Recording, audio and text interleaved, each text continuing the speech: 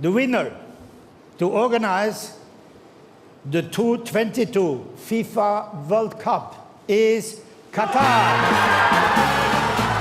On December 2nd, 2010, Qatar won the 2022 FIFA World Cup bid, beating out rivaling Asian countries and the heavily favored United States bid. Qataris celebrated in the streets soon after, with the Qatar Stock Exchange shooting up in trading. But this wasn't just a World Cup for Qatar, it was also for the Middle East. Many Arab countries would see this as encouragement to grow and prosper. World Cup 2022 could bring a needed positive sense of the Middle East across the globe that could drown out the negative global stereotypes that held the region and its people hostage. Just one slight problem though.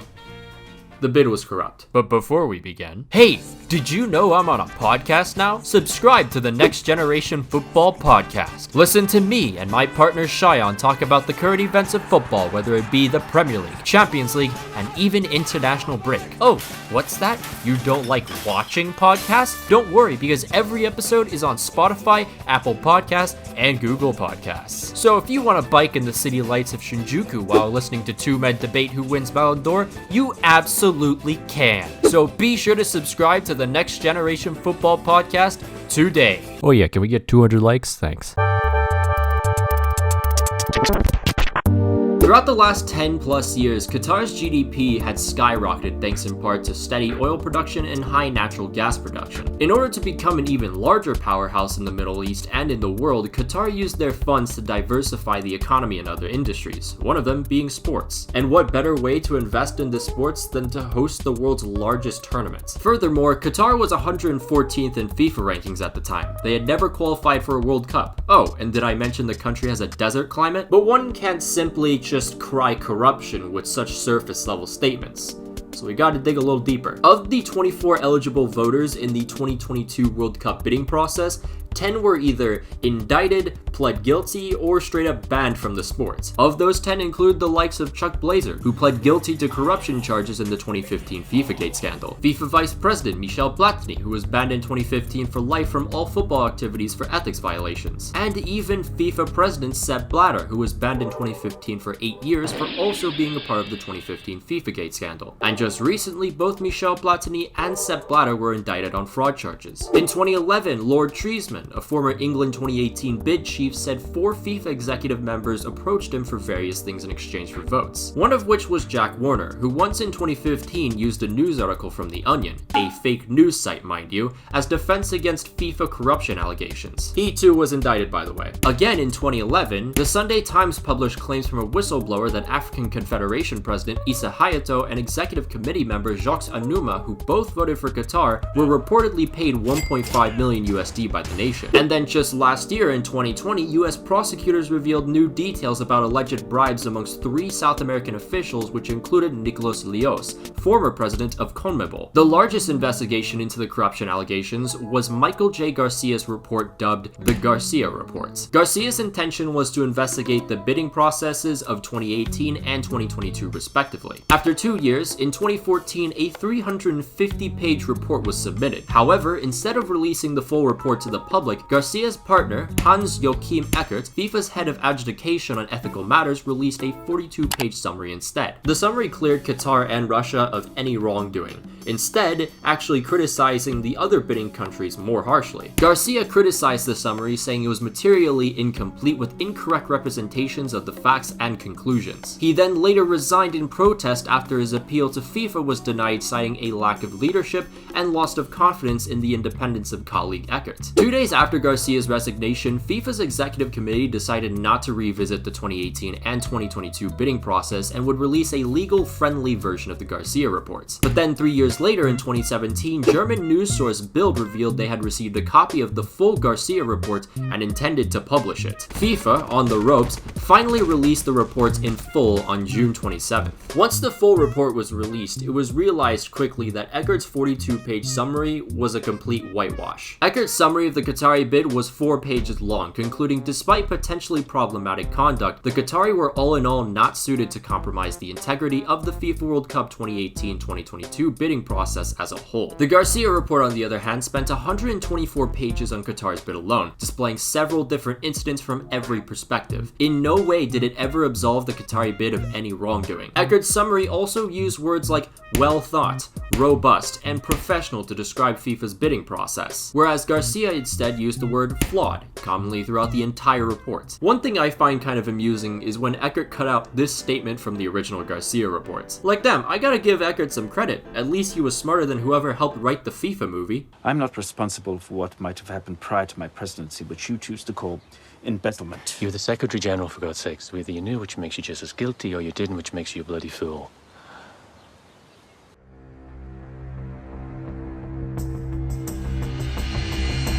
Qatar lacked enforcement of its existing worker protection laws. As a result, studies reported high death rates amongst workers. The country's history concerning workers' rights was a topic even before the announcement of the World Cup, with many global companies involved in Qatari construction projects being under investigation concerning workers' conditions. 95% of Qatar's labor force are migrants. They come to Qatar in hopes of better opportunity and higher wages. Their visas, which grant them legal residence to the country, are sponsored by their employers. This is what is called the kafala system. How it works is a migrant will usually pay a sponsor around 500 to 4,300 USD to provide them a job. Their sponsor or employer, basically the same thing, are responsible for wages, working conditions, living conditions, and entry or exit from Qatar. In order to appeal to the migrant who wanted to leave their home country for better opportunities in Qatar, the sponsor would promise such things as higher wages, good accommodation, and excellent working conditions. Once the migrant was at their new workplace to sign the contract, they'd quickly realize that all those promises were nothing but lies. This one, the first contract, is sending to the agent in Kenya. Yeah. So we know he came in here because of this salary. So they show you this contract. Yeah. And this is the contract that you assign initially. Yeah. Basic salary. His basic salary is stated to be 1,100 rials, about $300 a month. It says he will be provided with decent accommodation, food money, and a ticket home after the 2-year period. Then when we land here the first day, they are in airport. He check all the passport. Yeah. And he said tomorrow morning you have to arrive in office to signing. Yeah. When we go to the office, he changed another contract, and it's this one. The basic salary here is 500. But this is You see, leave salary that rate is 100, and this one food allowance is 100. So total salary here is 700. But the migrant could just refuse the contract and go back home, right? Unfortunately not, because even before the contract meeting, their passport is confiscated. They can't leave the country without it. But it isn't just that. It's also the migrants' desperation to eliminate debts and provide for their families back home. They'd do anything and be subjected to anything to make it happen. The sponsors knew that, which has led to some of the most appalling working and living conditions in the modern era. The climate in Qatar sees summers with intense heat reaching up to 50 degrees Celsius. As there is no way a game of football can be played in those conditions, FIFA moved the World Cup to the winter. But unlike FIFA, who can simply avoid the dangerous beaming sun, migrants are forced to work in these searing temperatures without any days off. And if a worker does take a day off, their wage is cut off not for 1 day, but 3 to 4, or even more. Oftentimes when workers complained or seeked help, they'd be intimidated or even threatened by their employers. We've heard there's a lot of people dying from heart attacks. From labels, you mean? Yeah. Of course. And why is that? Too much work. As a result of all of this, many migrant workers who were deemed healthy would die of heat stress and cardiac arrest due to sitting out in the heat for long periods of time. Initially, the estimated number of worker deaths before a ball was kicked in 2022 was more than 4,000. But in 2021, The Guardian reported over 6,500 migrant workers from India, Pakistan, Nepal, Bangladesh, and Sri Lanka had died in Qatar. When it came to living conditions, it was absolutely appalling, with migrant workers residing in cramped, dirty, and unsafe spaces. A room with 4 beds would often house more than 8 people, and the smell of ammonia reeked throughout the complex. A report in May 2018 showed a group of 1,200 workers were living without running water and electricity. And in many cases, workers weren't even paid in full. Mind you, overtime was required and there was no extra incentive for it. Sometimes payments would be delayed for several months or wouldn't even come at all, which meant workers would not be able to buy food, make payments for sponsor-related loans, or worse of all, provide for their families. Their kids back home couldn't afford school, and some of their families who fully relied on money abroad were on the brink of losing their homes. This created a disconnect and a mistrust amongst many families, with migrant workers' children asking in letters, when would they be back? The answer Probably never, or whenever the migrant worker's body would be sent back in a coffin.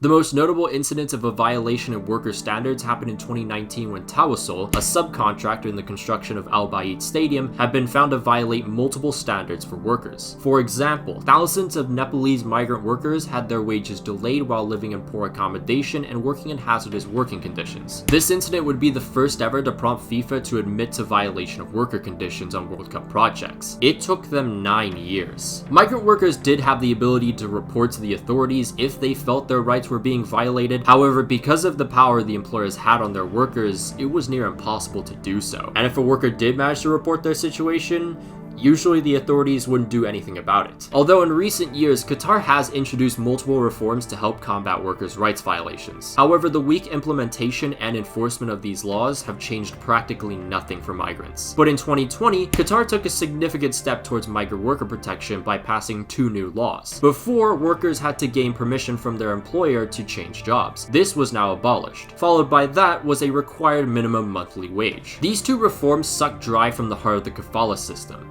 which would for the most part end the exploitative system. But Qatar must strongly implement and enforce these laws, otherwise again, there will not be any change. What really sickens me though is how FIFA have used Qatar's reforming efforts as a way to paint the organization as heroes. When we think about all the debates, discussions on human rights, on workers' welfare, well, without the World Cup, these debates would not have happened, and the improvements which have happened would not have happened. That's right, folks.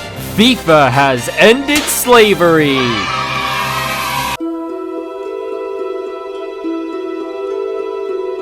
Qatar has done an exceptional job at making sure that mainstream media only sees what Qatar wants them to see. Anytime a journalist makes an official visit to Qatar, the country sets up temporary camps that hide journalists and other staff from the horrifying ugliness of slave labor outside the camp grounds. The camp houses tens of thousands of migrant workers in clean conditions, the exact opposite of what these workers actually have to endure. Journalists are even able to interview migrant workers, but only ones selected by their superiors, who would also supervise during the interview. In a way, it's like Qatar's extreme version of Rio's walls that hid the favelas from the Olympic tourists. Another issue I've noticed with the media is their passiveness in interviewing those managing the Qatar World Cup, like Hassan Al-Thawadi and Nasser Al-Qatar. In no way do you ever feel like these men are being challenged in issues that have been haunting preparations for a decade now. But you'd still want to expect more hard-hitting questions about such massive figures like death tolls involved in World Cup Qatar preparations. 6,500 workers did not die on World Cup stadiums. He's right. It's actually more probably due to the number being a rough estimate and not even counting migrants from other countries including Kenya and the Philippines. Yet instead of saying that, the interview just accepts whatever Al-Thawadi says. One documentary that really caught my eye was Sky Sports' Gary Neville in Qatar, which felt more like a propaganda film than any intention to get to the bottom of what was happening to workers. In one scene, Gary asked a group of Kenyan workers if they had been paid their wages or not, to which they reply no. What follows is Gary notifying what I can only assume are the employers on the camp. And it just feels so off because the employer starts acting like the workers have misunderstood something, but they hadn't been paid in months. Neville gets to interview both Al-Thawadi and Al-Qatar as well, and just like the mainstream media journalists, he's really passive with both of them. But in this case it makes sense, because it's Gary Neville. He's a former footballer, not a journalist. But in Al-Thawadi's interview, he claims only 3 worker-related deaths occurred, and Neville in the next scene says, "We can't disprove 3. And we certainly can't prove 6,500. The f*** do you mean we can't prove it? There's embassy reports from multiple countries on how many migrant workers have died. Did anyone give Gary just a little more than surface level research? Who the f*** wrote this? The other thing about the worker rights violation stories that I've noticed is it completely exposes the American mainstream media that is driven predominantly by revenue. In the 11 years since the Qatar bid won, American news media have barely touched upon the problems in Qatar. This is both sides of the coin, by the way, left or right. There has been barely any spotlight on any of these problems. The American mainstream media companies do not actually give a single about humanity. Last year, when they were covering Black Lives Matter for a good month, it was considered at its peak. But once BLM was less popular, they just stopped talking about it. It wasn't like racism had been solved or anything, it was simply due to it not being relevant anymore. Then, when Stop Asian Hate caught the eye of millions in the country, news media followed suit. And once again, after about 2 weeks, Stop Asian Hate was no longer relevant and was no longer being covered. By the time World Cup 2022 is around the corner, I really doubt the slave labor will be covered. It'll have been way too late, and the focus overall will probably be on the breathtaking stadiums ready to host the world's largest tournament. As much as FIFA, the Qatari government, and many other parties are directly responsible for these disgusting atrocities we have seen throughout the last decade, the mainstream media in the US has done a terrible job at bringing attention to these issues.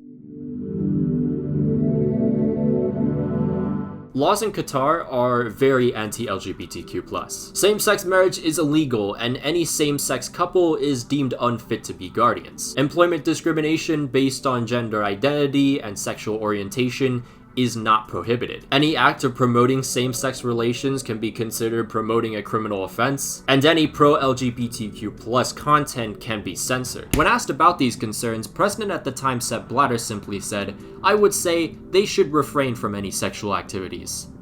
This was the FIFA president for over 15 years, folks. It is said that for any Muslim who is homosexual, that's punishable by death. Record shows no evidence of a Muslim being given the death penalty for this though, which may sound good on the surface, but it very much could be a similar situation like the Muslim LGBTQ+ members in Saudi Arabia, who constantly live in a state of fear as they hide their identity from the public eye. Qatar did announce last year in December that the country would allow LGBTQ+ displays and rainbow flags in stadiums, which again sounds good on the surface, but what needs to happen are reforms to Qatar's anti-LGBTQ+ laws. Because I fear once the World Cup ends, Qatar will go back to its normal anti-LGBTQ+ agenda because the only reason why the country would allow displays in the first place is because of FIFA's pressure. But once that pressure is gone, who's gonna stop Qatar then? So will I be watching the World Cup next year?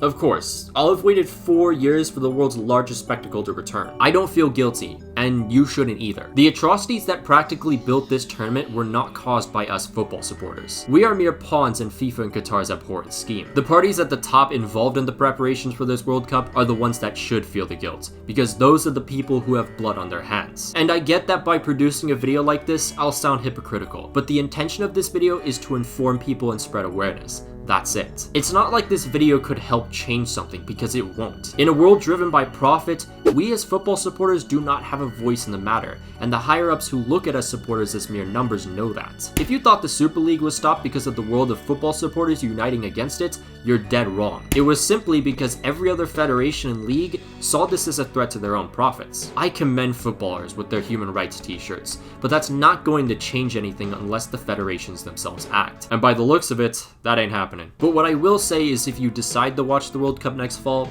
don't forget about the atrocities that helped prepare 90% of this tournament. What you'll see surrounding 22 footballers are structures holding 60,000 fans, built by slaves who worked to death in the excruciating heats, who were subjected to some of the worst living conditions, and who were promised false hope through the manipulation of their own desperations. Hope you guys enjoyed this video essay. I know it probably took another month to get this one out, and I'd say I'd try to get one out sooner. To be fair, this did take a lot of research and a lot of documentaries to watch just to get more information. Because on the surface, you can get a lot from articles, but if you watch these videos of people going undercover, it just gives you so much more insight. However, I will try, keyword try, to get the next video essay out in less than a month. If that's not the case, Merry Christmas. Shout out to our patrons, Daniel Ortiz, Victor, Lewis, Emmett Shea, Dominic Griffin, Joseph Bonfante, and Tomicus. If you'd like to join the Patreon, there'll be a link down below and in the annotation, and it would totally help me potentially get these video essays out sooner or just have better production value. I am planning to probably upgrade a bunch of things coming into Christmas time because I can't lie, man, a snowball mic is quite nice, but when it's literally 2 feet away from me, it's just kind of awkward. And you know, this little LED pole I have here, it'd be nice if I actually had like a proper lighting system. But anyways, you can follow me on Twitter, get some video updates there. You can follow me on Instagram, follow me on TikTok, I'm trying to get to 3,000 there, and you can follow my inactive Twitch. But until then, I'll see you guys.